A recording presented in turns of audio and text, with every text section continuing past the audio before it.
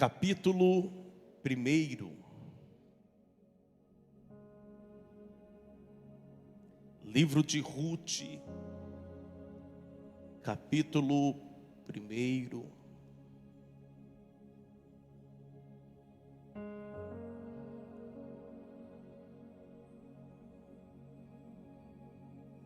A partir do verso 9 nós vamos ler.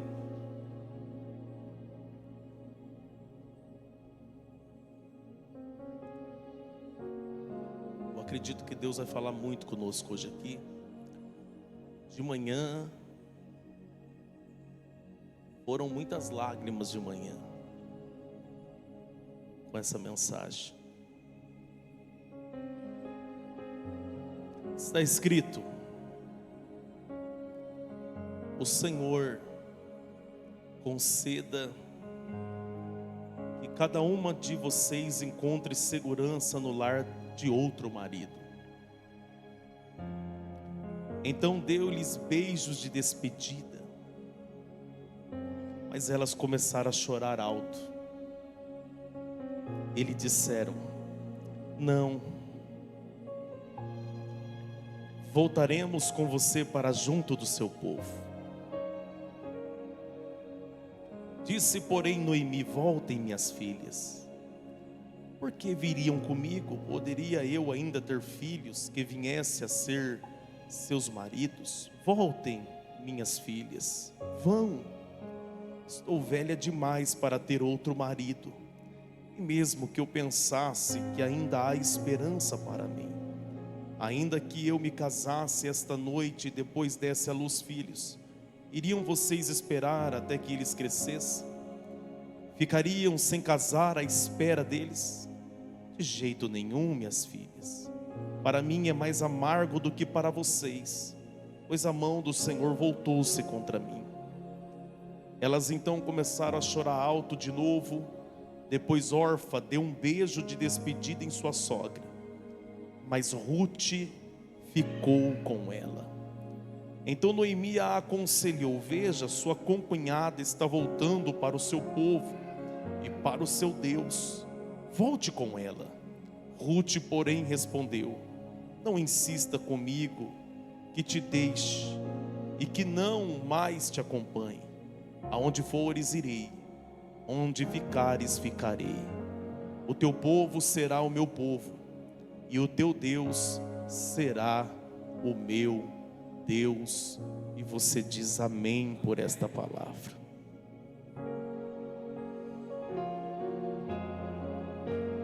Para esta noite eu quero ministrar uma mensagem com o seguinte tema: decisões que definem destinos. Decisões que definem destinos. Sem dúvida nenhuma, todos aqui presentes, aqueles que nos acompanham pela internet, em algum momento da sua vida você teve que tomar decisões. Na verdade, a vida, ela é feita de decisões. Algumas decisões, elas são fáceis de você tomá-las, de você decidir. Mas existem decisões que já não são mais tão fáceis assim. Nessa vida nós também, muitas das vezes, precisamos tomar decisões difíceis. E todos nós precisamos entender que as nossas decisões certamente vai influenciar no nosso amanhã. As nossas decisões vai definir para onde estamos indo e qual é o nosso destino. Tem pessoas que as decisões que elas tomaram os colocou em um caminho de bênção, as colocou em uma rota de bênção. Já tem pessoas que as decisões tomadas por elas colocou elas diante de situações catastróficas, situações embaraçosas.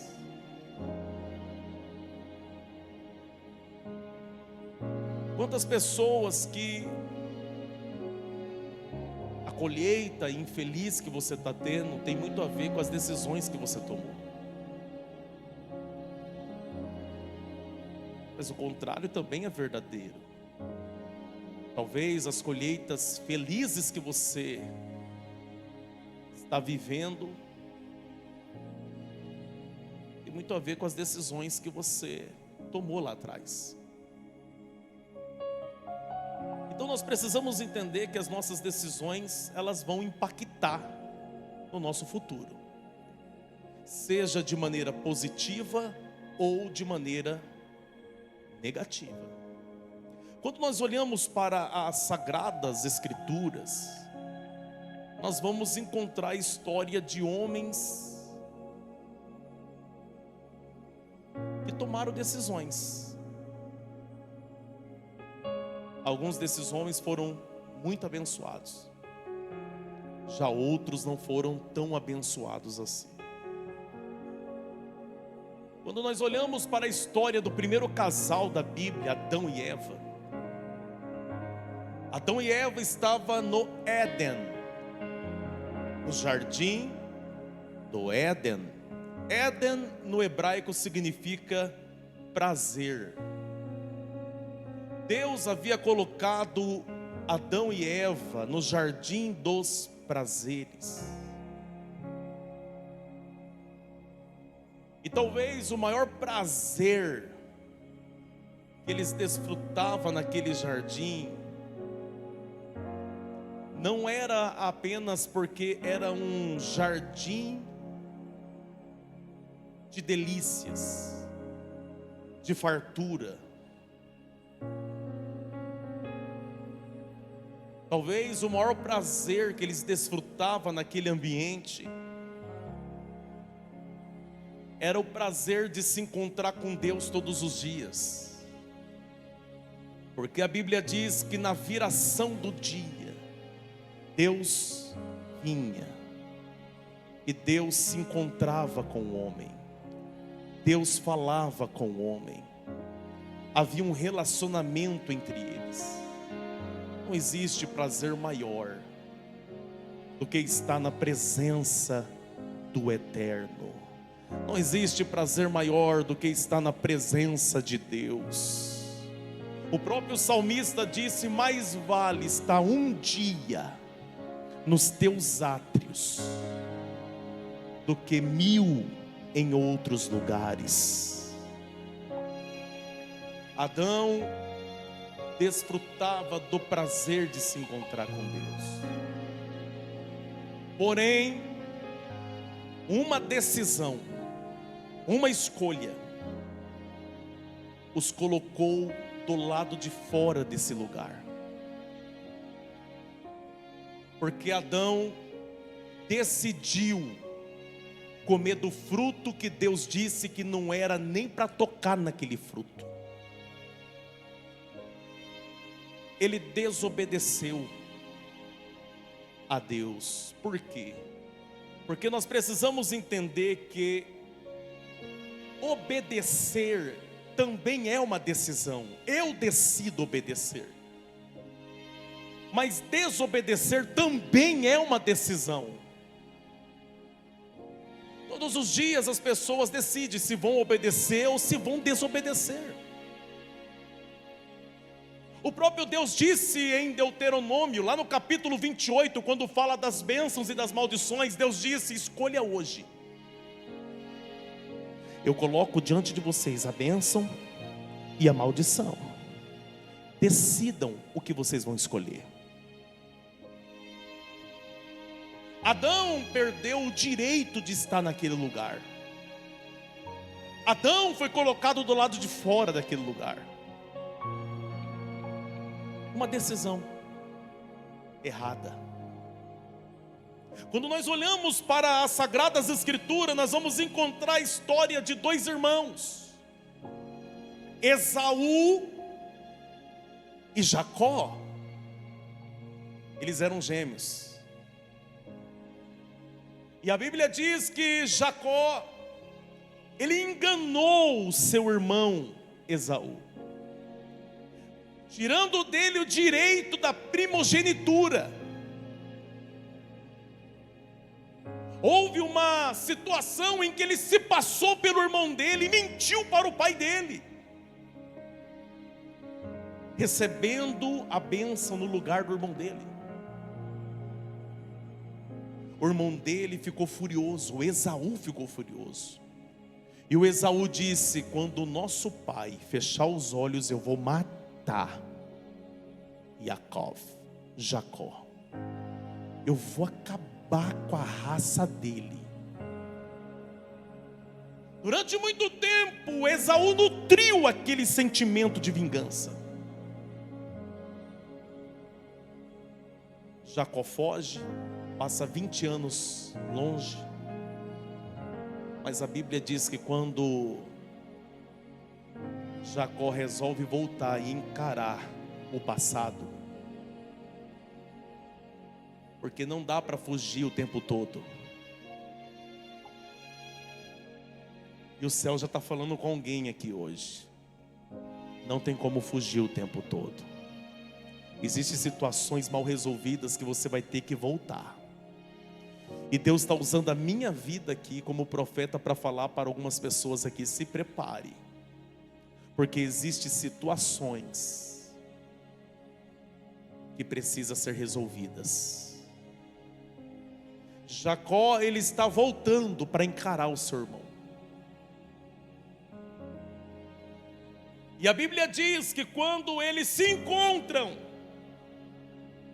o Esaú que disse que ia matar, que ia acabar com a raça do Jacó, a Bíblia diz que quando ele viu o seu irmão vindo, a Bíblia diz que ele correu ao encontro do seu irmão depois de 20 anos. 20 anos de separação, 20 anos sem se falar, 20 anos sem se olhar, um no rosto do outro. Ele sai correndo, ele abraça Jacó, ele beija o pescoço do Jacó, porque ele decidiu perdoar o Jacó. E ali aconteceu uma reconciliação entre irmãos. Por quê? Porque ele disse que ia matar, mas decidiu perdoar. Ele foi prejudicado? Foi, mas ele decidiu perdoar.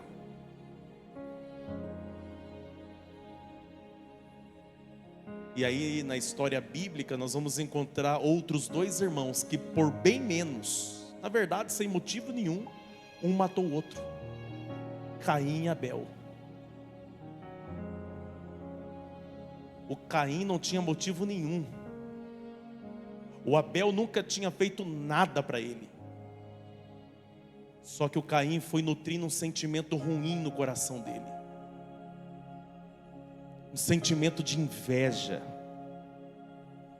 contra o seu próprio irmão. Por quê? Porque a Bíblia diz que o Abel, ele entregava um culto excelente para Deus. O Abel, ele entregava a melhor oferta para Deus e Deus recebia. O Caim começou a observar a forma que o Abel cultuava a Deus, começou a observar a forma como o Abel sacrificava para Deus, a forma como ele ofertava para Deus, a forma como ele agradava a Deus. E a Bíblia diz que ele foi sentindo raiva do irmão dele, ele foi ficando incomodado com o irmão dele não está fazendo nada para ele, mas ele está incomodado com o irmão dele. Tem gente que tem espírito de Caim também, tem gente que se incomoda com o outro sem motivo nenhum, tem pessoas que se incomoda com a forma como o outro adora, ele se incomoda com a forma como o outro cultua, cultua. Tem gente que é assim, tem gente que é meio perturbado. Ele já chega na igreja perturbado. Ele já chega procurando um alvo para odiar. Aí ele chega, ele olha para a irmã na porta. Ele odeia a irmã da porta porque está na porta. Ele olha a pessoa servindo com excelência. Ele já começa a odiar porque está servindo com excelência. Ele olha para o outro cantando. Ele olha a forma como o outro se expressa na adoração. Aí ele já começa a ficar incomodado também. Por quê? Porque ele não cultua como o outro. Não, o Caim, ele não oferece um culto como Abel. O Caim não oferece uma oferta como Abel oferece. O Caim, ele é perturbado. O Caim, ele é vazio de alma. O Caim, só porque Deus não recebe o que ele faz, ele começa a ficar tão perturbado que ele quer acabar com a vida do irmão dele. Ele quer destruir a vida do irmão dele. Tem gente que é assim. Tem gente que quer destruir o outro. Tem gente que quer falar mal do outro. Por quê? Porque na verdade não tem motivo nenhum. Ele está incomodado como o outro se destaca. Ele está incomodado como a outra se destaca. Tem pessoas que ele fica incomodado, incomodada, e aí fica nutrindo um sentimento ruim no coração. Caim ficou nutrindo um sentimento ruim no coração, um sentimento de inveja, de ira, de ódio, porque tem gente que é assim. Ele não cultiva sentimento de amor, ele não cultiva sentimento de compaixão, não. Ele está lá fazendo culto, porque a Bíblia diz que o Caim fazia culto, a Bíblia diz que o Caim também fazia oferta, mas aí nós temos que entender que o culto do Caim é diferente do culto do Abel. A oferta do Caim é diferente da oferta do Abel. Por quê? Porque a do Abel tem coração, a do Abel tem amor, a do Abel tem paixão por Deus. A do Abel é diferente, o culto do Abel é diferente. Por quê? Porque ele já entra na presença de Deus com o coração queimando. Ele tem prazer de estar na presença de Deus. O Caim não, o Caim faz por obrigação.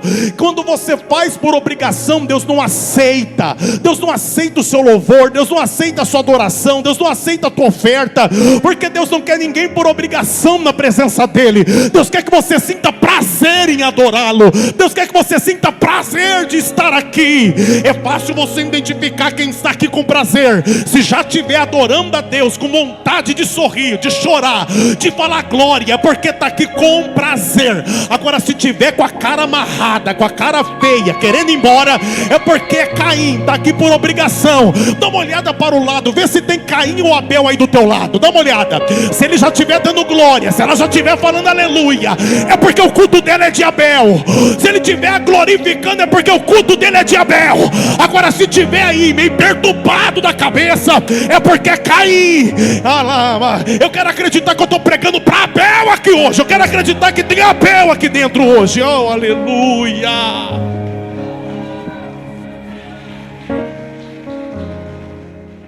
Aí o Caim, sem motivo nenhum, quer matar. Aí Deus foi lá e alertou ele. Deus advertiu ele, falou assim: por que você está com essa cara feia, Caim? Está escrito isso, pastor? Está escrito. No texto de Gênesis está escrito: Deus disse a Caim: por que o teu semblante está caído? Na versão Wellington: por que você está com essa cara feia, cara? Por que você está com essa... O mal já está na porta do teu coração. Você tem que dominar isso aí, cara. Domine isso daí. Ele dominou? O que está registrado aqui na história? Que ele matou. Você tem que entender que é o seguinte: tem gente que nem Deus falando resolve.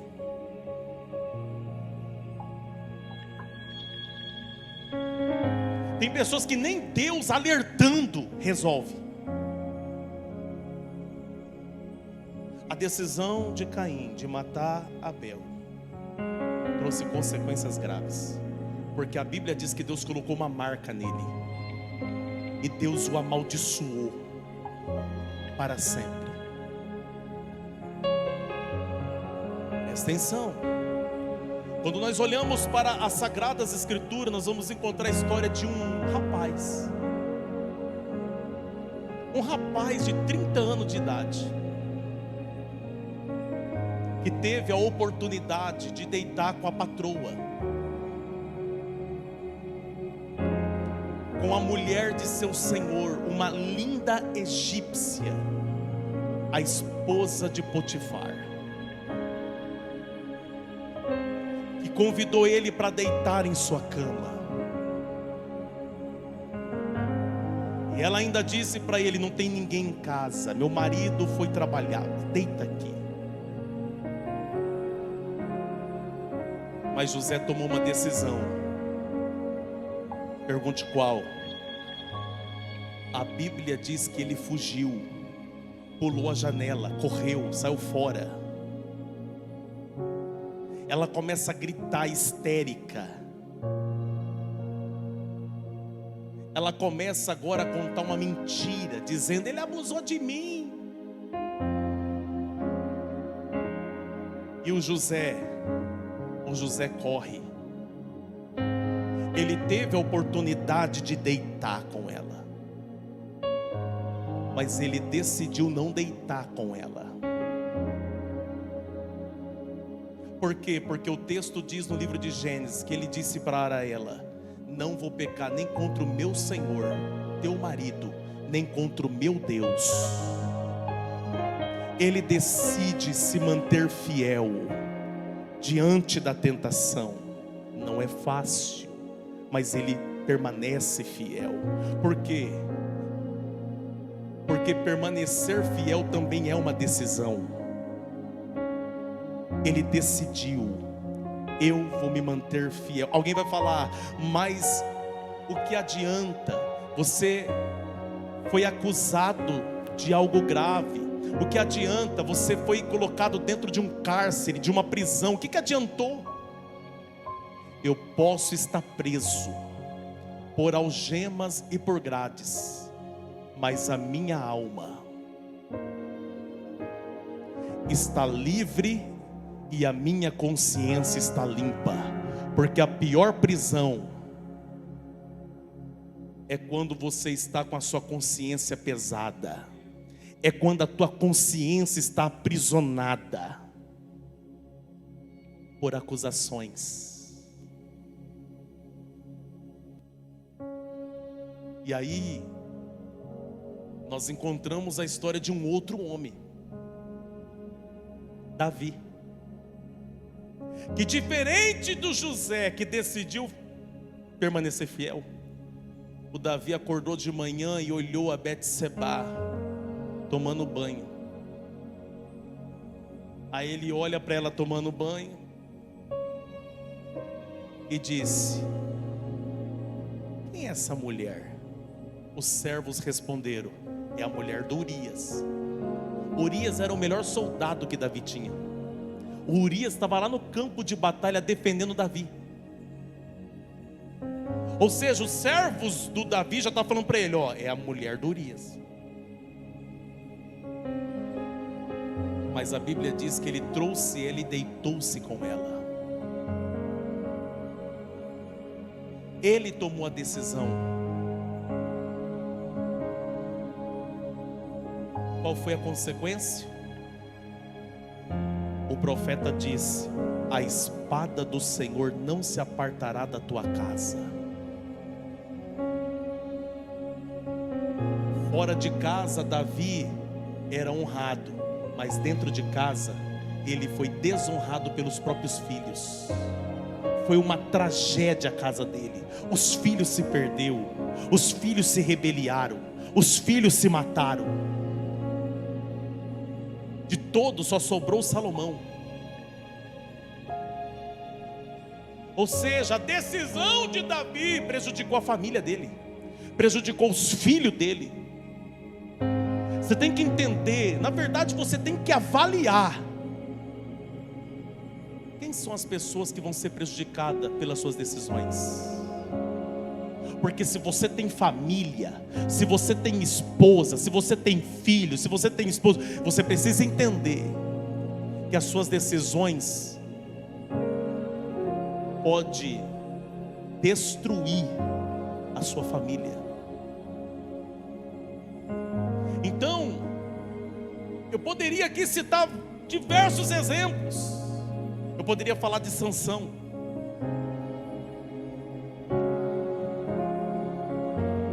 Eu poderia falar de Gideão.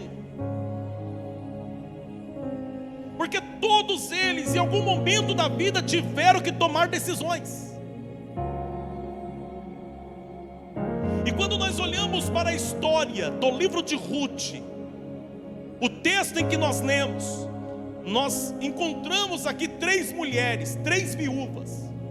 Nós temos aqui a velha Noemi, a idosa Noemi, e nós temos aqui as 2 jovens, Ruth e Orfa. A Noemi era judia. Seu esposo foi Elimeleque. Ela tinha 2 filhos, Malom e Quilion. Mas em um período de escassez, o seu esposo decidiu sair de Belém e se mudou para Moabe. Ele tomou uma decisão também. Ele decidiu fugir da crise para ir para Moabe, mas na verdade ele nunca deveria ter saído de Belém. Por quê? Porque na verdade ele estava saindo de um lugar que tinha a presença de Deus, e ele estava indo para um lugar onde a presença de Deus nunca esteve. Moabe era uma terra de vários deuses, de deuses pagãos. Ele tomou uma decisão no calor do momento, diante da crise, diante da pressão. Ele se muda para Moabe. A Bíblia diz que seus filhos Malom e Quilion casou com moças moabitas, a Ruth e a Orfa. 10 anos depois morreu Elimeleque, morreu Malom e morreu Quilion, e ficou a sogra e as 2 noras viúvas.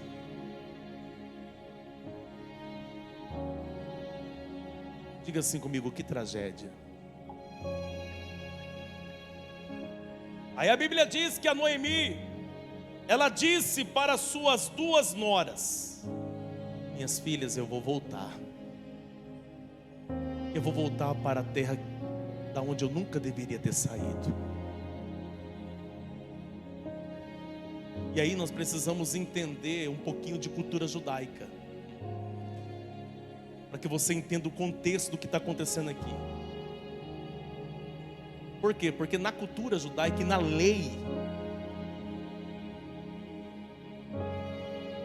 a Noemi era dona daquelas 2 jovens, da Ruth e da Orfa. Ela tinha direitos sobre aquelas 2. Por quê? Porque foram casadas com seus filhos. Não é porque elas ficou viúvas que elas ficou livre para fazer o que elas queriam. Na lei elas tinham que ficar.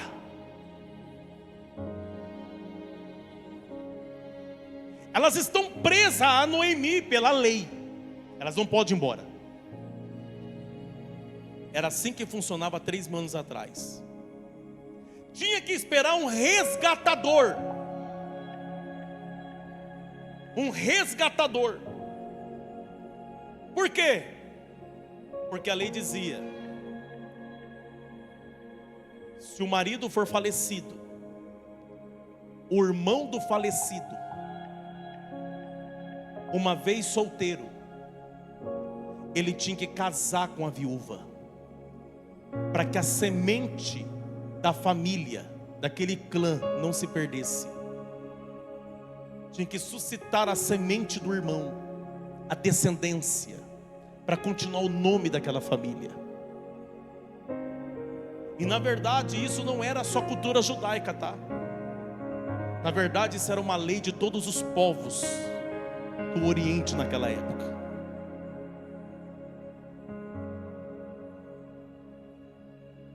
Só que aqui tem um detalhe, pergunte qual? A Noemi não tem mais filhos. A Noemi já está de idade e agora ela está viúva. Não tem como ela gerar filhos.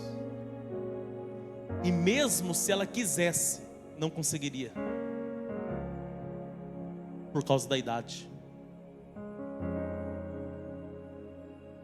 É nesse momento que a Noemi, ela chama essas duas jovens para uma conversa corajosa.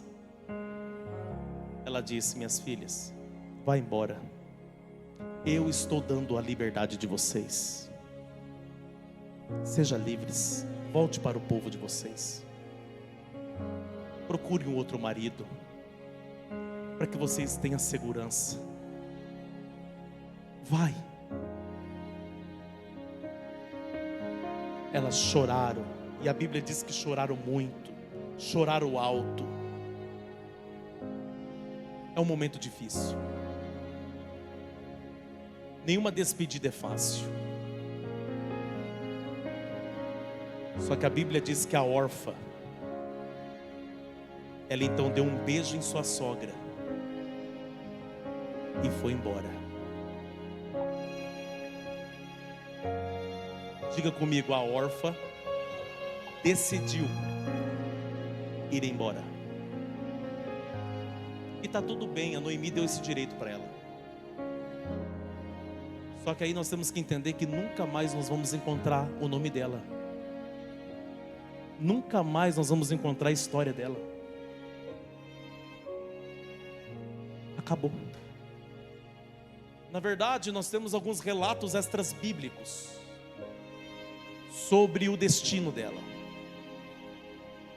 Ela volta para o seu povo, ela se casa, ela se tornou mãe de gigantes. Gigantes esses que depois viraram inimigo de Israel.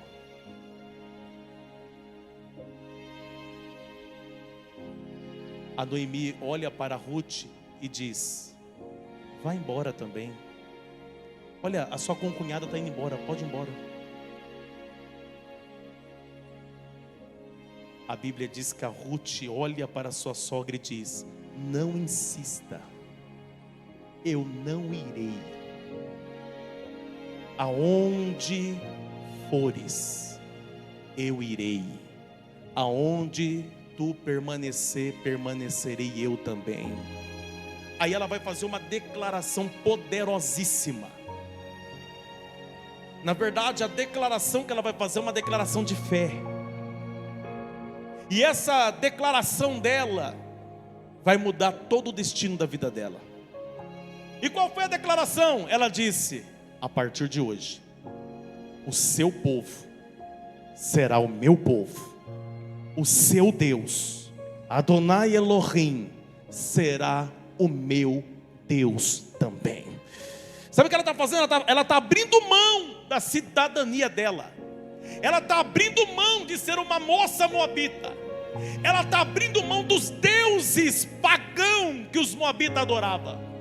E ela está declarando: a partir de hoje, eu sirvo a um único Deus. É o seu Deus, Noemi.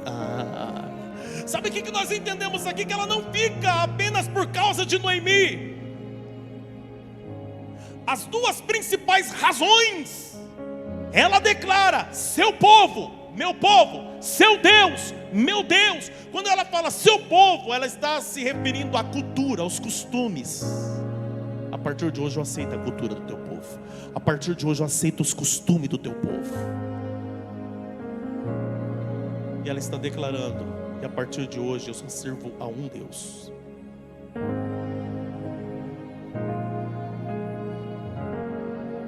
Ela fez uma declaração de fé. E ambas agora voltam para Belém. Só que quando Ruth ela entrou em Belém, nós precisamos entender que ela é uma estrangeira em território de Israel. A Noemi não é estrangeira, a Noemi já é judia. Mas a Ruth é uma estrangeira e, detalhe, viúva. É aqui que as coisas ficam mais difíceis.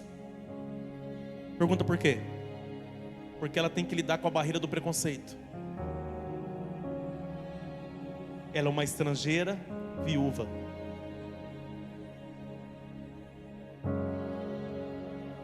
ela sabe que entrar em Israel com Noemi vai haver desafios que ela vai ter que enfrentar. Eu quero que você entenda que nem todas as decisões serão fáceis. Existem decisões que vai te colocar num caminho difícil. Mas aí você precisa entender que são os caminhos difíceis que muitas das vezes te conduzem para grandes vitórias. Aliás, a Bíblia diz que a porta para entrar no céu é estreita. Não, pera. A porta que te leva para o destino eterno ao lado de Deus não é larga, é estreita. Então você precisa entender que caminho estreito e porta estreita te leva para os melhores lugares. Por quê? Porque o diabo, quando ele quer você para ele, ele facilita o caminho. Então você precisa entender que nem todas as decisões são fáceis.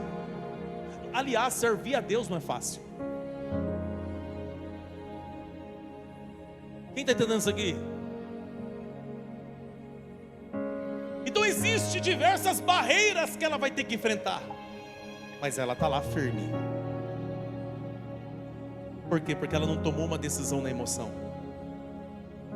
Porque quem toma decisões na emoção acaba se arrependendo. Quem toma decisões na emoção acaba desistindo. Mas ela não tomou decisão na emoção. Ela está ali firme do lado da velha Noemi. Só que a Noemi, ela precisa recomeçar a vida dela, praticamente do zero, sem marido, sem filho. Sabe o que a Ruth fez? Pergunte o quê? Pode ficar aqui em casa, minha sogra. Eu vou trabalhar, eu vou te sustentar, pode ficar tranquila. Aí a Ruth, ela olha para Noemi e diz: eu conheço a lei do seu povo, que agora é o meu povo. E na lei diz que o estrangeiro não pode chegar no campo e colher espiga, o fruto.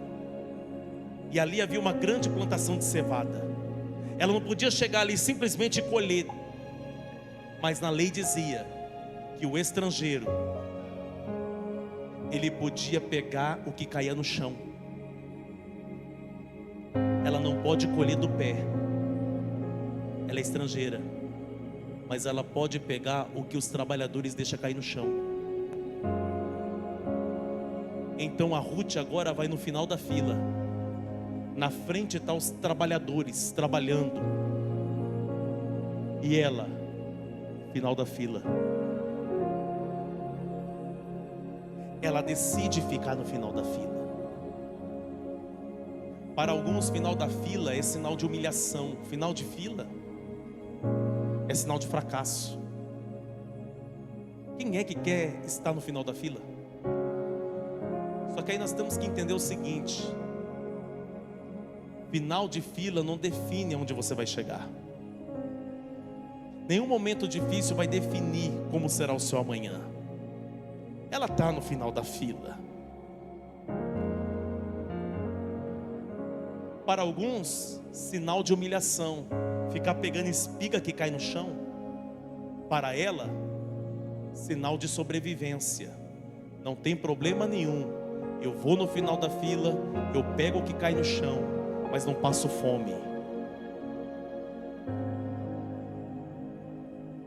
Eu tenho um compromisso com a minha sogra, com a minha família, e eu vou no final da fila, não tem problema nenhum. Quantas pessoas que não querem estar no final da fila, mas às vezes estar no final da fila é necessário.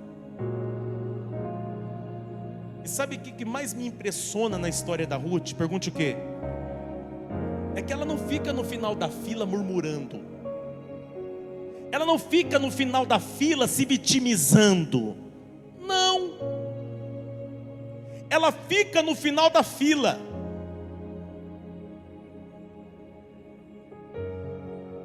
Quietinha, só colhendo espiga. Sabe por quê? Pergunta por quê? Porque quem vive murmurando no final da fila nunca vai chegar no começo da fila. Sabe por quê? Porque tem uma hora que cansa ajudar a gente vitimista demais. Aliás, ninguém quer estar do lado de alguém que só reclama o tempo todo. Você já percebeu? Quando você fica muito tempo do lado de alguém que só reclama, você já percebeu que começa a te afetar? Daqui a pouco você começa a se enfraquecer quando você fica do lado de alguém que só reclama. A sua energia começa a baixar. Daqui a pouco a sua imunidade começa a baixar também. Daqui a pouco você está doente. Você precisa entender isso aqui. Ninguém suporta ficar do lado de alguém que só reclama. Tem gente que reclama o tempo todo. O tempo todo. A Ruth não está reclamando. A Ruth está ali, ó, só colhendo espiga. Só colhendo espiga. Oh, glória. Ela está no final da fila. Não tem problema estar no final da fila.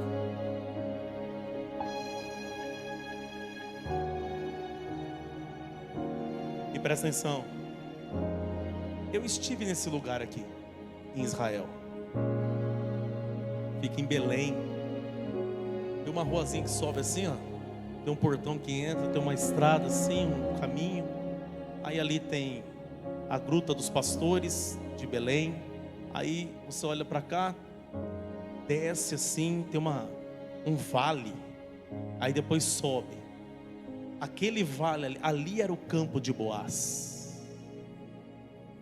E aonde ela foi colher espiga de cevada? No campo do Boaz. Ela está lá no final da fila trabalhando.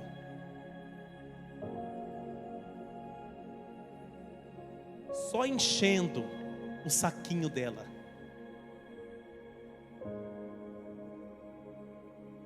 Aí teve um dia que o Boaz foi para o campo. O Boaz chegou lá em cima e olhou os trabalhadores trabalhando. Aí o Boaz, observando os trabalhadores, ele olhou para o final da fila. E ele viu aquela jovem moabita lá pegando espiga do chão. Ó o Boaz. Quem é aquela menina lá? Ah, é a jovem Ruth, a Rutinha. Ela é nora da Noemi. É uma estrangeira. Ah, Rutinha. Bonitinha. Jeitadinha, né?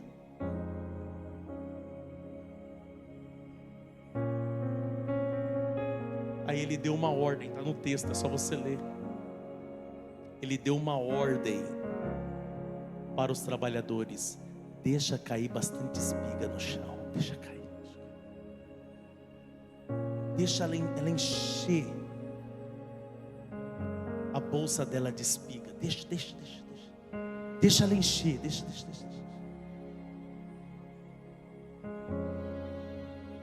Aí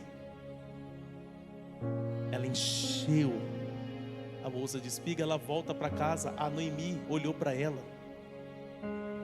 A Noemi falou assim: esse monte de espiga aí dá para o mês inteiro. O que aconteceu? Você foi trabalhar onde? Ela falou assim: não sei o que aconteceu. Eu fui para o campo de um tal de Boaz, um bonitão. O trabalhador deixou cair espiga no chão. É mesmo? É. Show. E é incrível como que Deus une destinos. Quem acredita aí que Deus une destinos? Quem acredita? Quem acredita? Pergunta por quê?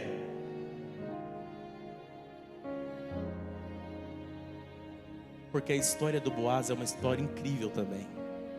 Quem aqui conhece a história do Boaz? Levanta a mão aí. Quem conhece a história do Boaz? Não conhece não? Quem quer conhecer? foi Boaz? Da onde surgiu esse tal de Boaz? É só você abrir a Bíblia lá em Mateus. Pastor, mas o que tem a ver Novo Testamento com a história que o senhor está lendo? Tudo a ver, é só ir aqui em Mateus, aqui, ó, a genealogia aqui. Nós vamos encontrar a história do Boaz. Olha o que diz Mateus capítulo 1, versículo de número 1. Registro da genealogia de Jesus Cristo, filho de Davi, filho de Abraão. Abraão gerou Isaac. Isaac gerou Jacó. Jacó gerou Judá e seus irmãos. Judá gerou Pérez e Zera, cuja mãe foi Tamar. Pérez gerou Esrom. Esrom gerou Arão. Arão gerou Aminadab. Aminadab gerou Nazom. Nazom gerou Salmão. Salmão gerou Boaz, cuja mãe foi Raabe. Peraí. Quem foi a mãe do Boaz? Quem foi a mãe do Boaz? A ex-prostituta Raabe. Detalhe: essa Raabe que está na genealogia de Jesus também não era judia. Não fazia, ela era estrangeira. Mas a Bíblia diz que quando o povo de Israel chegou em Jericó para entrar na terra prometida, os espias entraram primeiro. E a Bíblia diz que a prostituta Raabe abrigou os espias de Israel na casa dela, para que os homens de Jericó não matassem eles. E no outro dia, quando eles iam embora, ela disse: eu sei que o seu Deus é poderoso, e eu sei que Deus, o Deus de vocês, já entregou essa terra para o seu povo. Então, a partir de hoje eu quero declarar: eu quero fazer parte do seu povo. Eu quero fazer parte desse povo, e eu quero o Deus de vocês como meu Deus também. Ela fez uma declaração de fé, muito semelhante com a declaração de fé que a Ruth também fez: seu povo, meu povo, seu Deus, meu Deus. Aí os espias falaram assim: então faz o seguinte, nós vai invadir de qualquer jeito, então coloca um fio vermelho na janela da sua casa, um fio de escarlata. Quando os soldados entrar aqui, se tiver o fio vermelho na janela, eles vão entender que vocês fazem parte do nosso povo. Aí quando Israel invade, eles olham para a janela, está lá o fio vermelho. A casa dela foi a única que não foi destruída, e ela passou a fazer parte do povo de Israel. Um fio vermelho na janela livrou ela. Aí é interessante, né? Porque é vermelho. Ela está na genealogia de Jesus, que pelo seu sangue, que é vermelho, também nos salvou, e vai nos salvar no último dia. Peraí. Então peraí. O Boaz foi filho de uma ex-prostituta, e agora o Boaz é o homem mais rico de Belém. Não pegou, né? Não é porque ele foi filho de uma ex-prostituta que ele vai ser um fracassado o resto da vida. Você precisa entender isso. Não é porque teu pai talvez teve uma vida de fracasso que você vai ser fracassado. Não é porque a tua mãe teve uma história triste que você vai ter uma história triste também.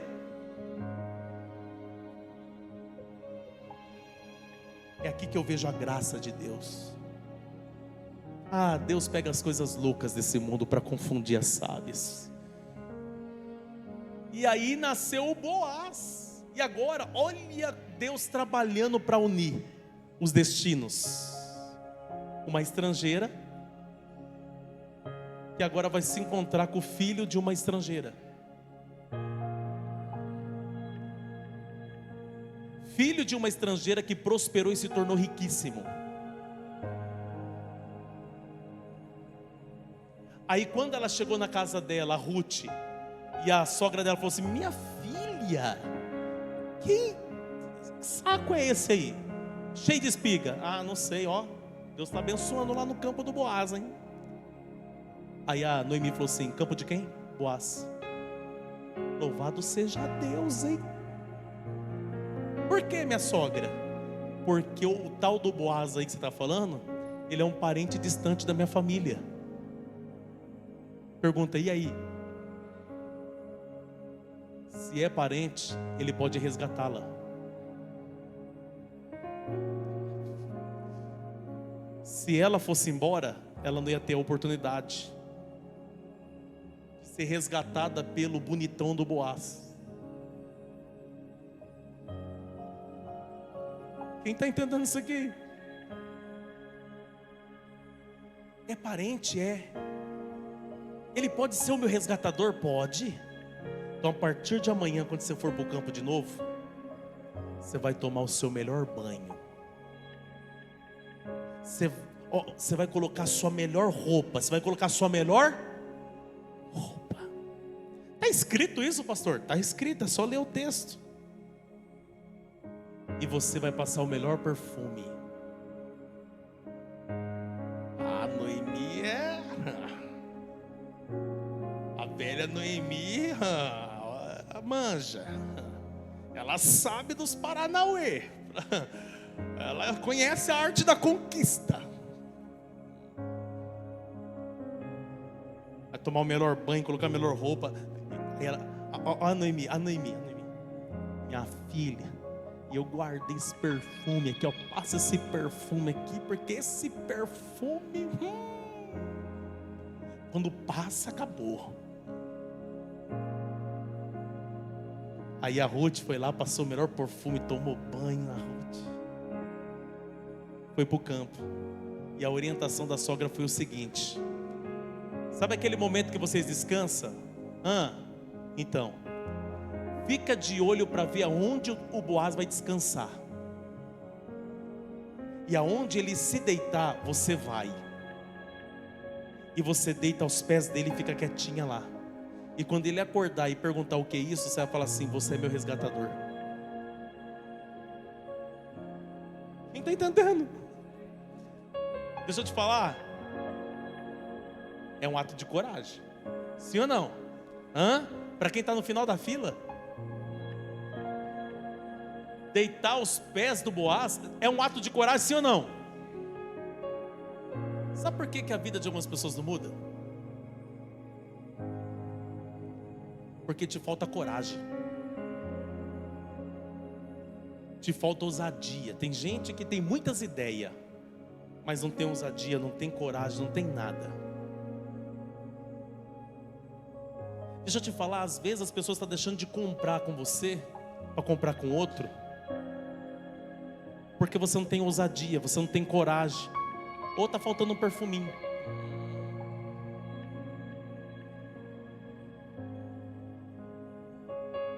Aí você está aí reclamando. Você vai de qualquer jeito trabalhar para atender um cliente. Você vai de qualquer jeito. Aí não fecha, você quer colocar a culpa no diabo? Não é o diabo não, esse odor aí, essa roupa toda mulambenta, zoada.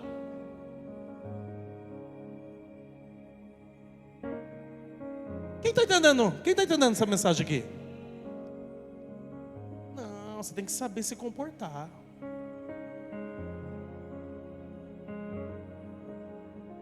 Ó, a Ruth lá no pezinho dele, ó, quietinha.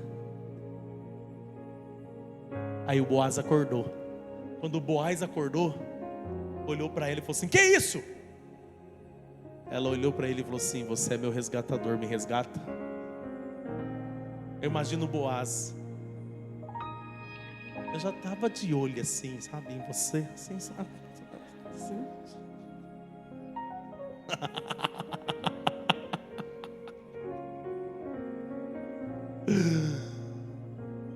Só que presta atenção. aqui nós vamos ver o caráter desse homem, porque Boaz era um homem de caráter. O Boaz não se aproveita da oportunidade.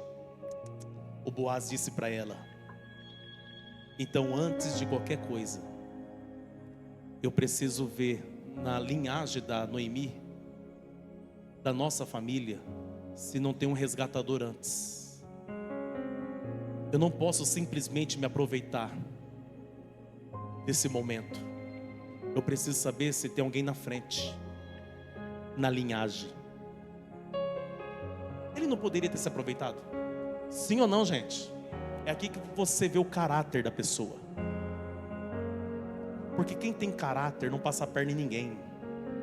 Quem tem caráter não se aproveita de ninguém. Quem tem caráter é diferente. Ele foi procurar e ele achou um homem que na linhagem estava na frente. E presta atenção, lembra da Noemi? A velha Noemi, ela tinha algumas terras que eram do marido dela. Só que aquelas terras ficou parada há muito tempo. Só que a Noemi não tinha autoridade legal para vender as terras do marido. Tinha que ser alguém da linhagem. Tinha que ser um homem da linhagem.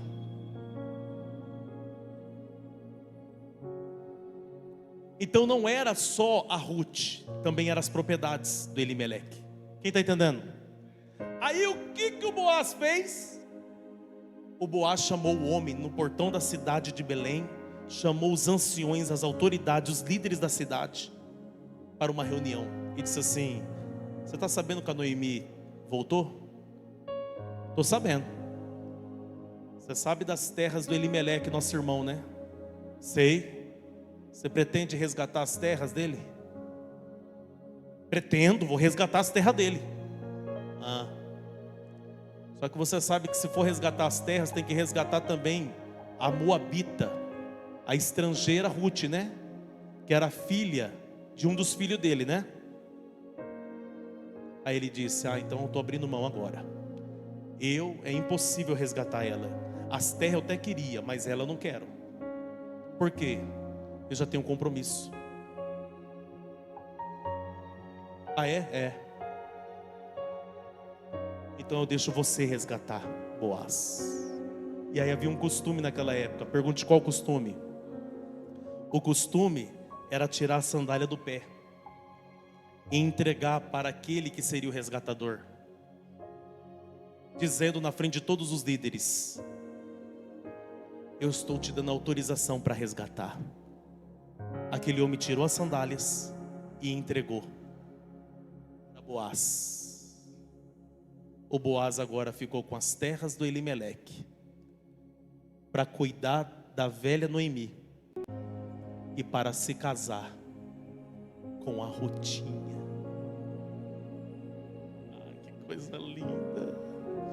Pera. Agora eu vou fazer a aplicação profética. Você veio num culto de profeta, diga amém. Quando ela chegou ali, ela começou onde? No final da? Agora ela casou com quem? Com o dono do campo. Aquela que começou no final da fila pegando espiga no chão, agora não precisa nem estar na fila mais. Por quê? Porque ela casou com o homem mais poderoso de Belém, com o homem mais rico de Belém. Olha como que a vida da Rutinha mudou de uma hora para outra. Mas não começou da noite para o dia. Começou com uma decisão em lágrimas lá atrás. Eu não vou embora. Seu povo é meu povo, seu Deus é meu Deus. Eu não vou te abandonar, minha sogra. Eu não vou deixar você sozinha. Você já está de idade. Ela estava abrindo mão da vida dela para ser leal. Decisões definem destinos. Ela agora está com a vida abençoada. Eu quero declarar: Se você ouve essa mensagem hoje e recebe, é porque Deus também quer abençoar o seu destino. Deus também quer abençoar a tua vida. Oh, aleluia! Então, a partir de hoje, toma cuidado com as suas decisões.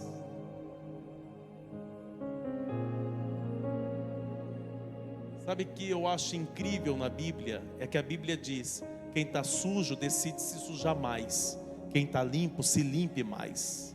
É uma decisão também. Ou eu vou decidir continuar sujo, ou eu vou decidir ficar limpo.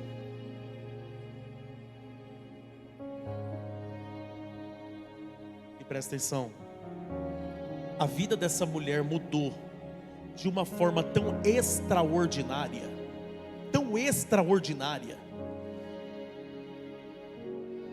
que o nome dela nunca mais foi apagado da história. Você está pronto para dar glória agora? Cadê a órfã na Bíblia? Cadê a que foi embora? Cadê a história dela? Quem que ela gerou? Cadê? Tem algum registro aqui? Não tem. Não tem registro de quem decide ir. Não tem registro de quem decide abandonar. Não tem. Mas é a Rutinha. Mateus capítulo 1, versículo 5. Salmão gerou Boaz, cuja mãe foi Raabe. Boaz gerou Obed, cuja mãe foi Ruth, cuja mãe foi Rutinha, cuja mãe foi Ruth, a Moabita, Ruth. Oh, glória! Mas aí a história não para aí não. Não, porque o útero dela é tão abençoado que ela vai começar a gerar reis. Porque é nela que começa a história dos reis de Israel. Ah, não, gente. É só continuar o texto.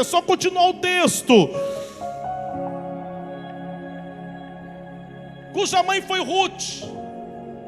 Obed, o filho dela, gerou Jessé. Jessé gerou o rei Davi. Davi gerou Salomão, cuja mãe tinha sido mulher de Urias. Salomão gerou Roboão. Roboão gerou Abias. Abias gerou Josafá. Josafá gerou Jorão. Jorão gerou Uzias. Uzias gerou Jotão. Jotão gerou Acás. Acás gerou Ezequias. Ezequias gerou Manassés. Manassés gerou Amon. Amon gerou Josias. Josias gerou Jeconias e seus irmãos no tempo do exílio da Babilônia. Depois do exílio da Babilônia, Jeconias gerou Salatiel. Salatiel gerou Zorobabel. Zorobabel gerou Abiúde. Abiúde gerou Eliaquim. Eliaquim gerou Azor. Azor gerou Zadok. Zadok gerou Aquim. Aquim gerou Eliúde. Eliúde gerou Eleazar. Eleazar gerou Matã. Matã gerou Jacó.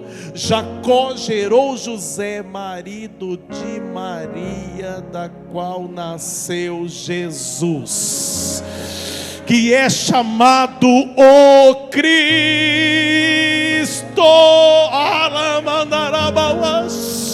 Tudo começou lá. E quem é que está na história?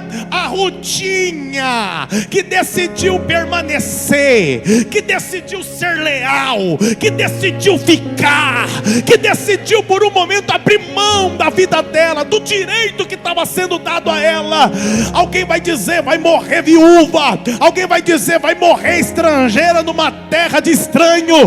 Vai terminar a vida no final da fila. Vai terminar a vida pegando espiga no chão. Não. A decisão que ela tomou lá atrás, quando declarou: seu povo, meu povo, seu Deus, meu Deus, mudou todo o curso da vida dela, porque estrangeira no final da fila por um tempo, mas Deus tinha um plano para ela. Ela casou com Boaz, o homem mais rico daquela época, e também ela começou a gerar reis. Dela veio o rei Davi, o rei Salomão, e dela veio o rei dos reis, Jesus Cristo, nosso Senhor. A história dela nunca mais foi apagada, e não tem como apagar.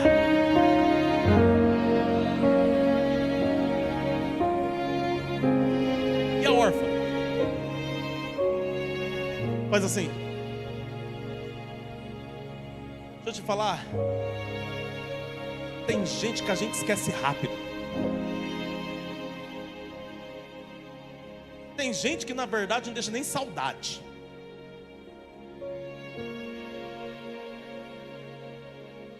Ninguém lembra mais. Agora tem gente que deixa uma saudade.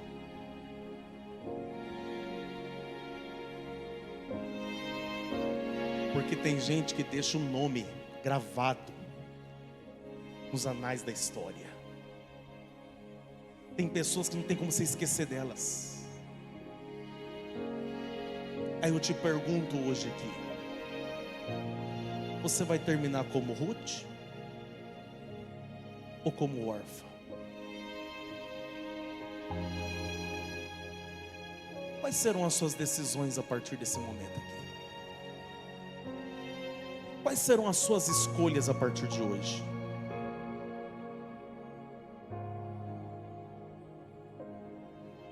As suas decisões vai te colocar em uma rota de destruição ou num caminho de bênção?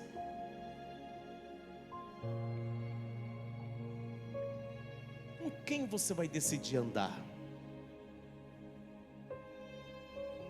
Quem você vai escolher para ser a sua companhia?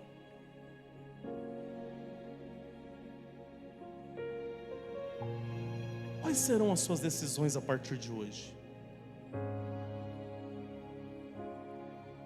As suas decisões podem te abençoar, mas as suas decisões podem te ferrar.